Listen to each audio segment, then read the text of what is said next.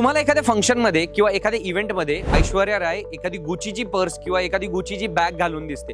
बरीचशी लोक ब्रँडेड वस्तू, पर्स असतील किंवा ज्वेलरी असेल, या सगळ्या गोष्टी आहेत त्या घालून आपल्याला इव्हेंट्समध्ये दिसतात. तर तुम्हाला वाटतं की त्यांनी ती गोष्ट परचेस केलेली आहे. नाही, ती एक पॉलिसी आहे बिझनेसची की गुचीची जी पर्स आहे ती त्यांना फक्त त्या इव्हेंटसाठी दिलेली असते. ज्या इव्हेंटमध्ये ऐश्वर्या राय ती गुचीची पर्स घालून येते आणि ती जाणून बुजून अशी ती पर्स आहे ती तुम्हाला दाखवते.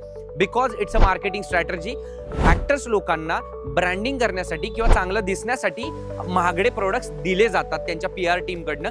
ते त्या इव्हेंट पुरते ते महागडे प्रोडक्ट्स यूज करतात आणि त्याच्यानंतर ते जे प्रोडक्ट्स आहेत ते गुची परत घेऊन जातात. It's a marketing technique. So तुम्हाला सुद्धा जर ब्रँड बनायचं असेल तर तुम्हाला सुद्धा अशा गोष्टींना फॉलो करावं लागेल आणि ज्या गोष्टी तुमच्याकडे नाही आहेत सध्या तुम्हाला कॅमेऱ्यावरती दाखवाव्या लागतील की त्या तुमच्याकडे आहेत.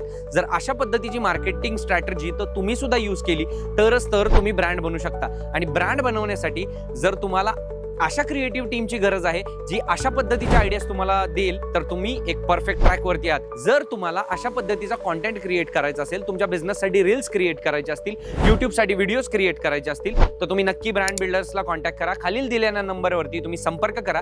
आपण डेफिनेटली तुम्हाला हेल्प करू बिझनेस ग्रो करण्यासाठी. आणि जर तुम्हाला सुद्धा बिझनेसमध्ये इंटरेस्ट आहे तर कमेंटमध्ये बिझनेस लिहून नक्की पाठवा.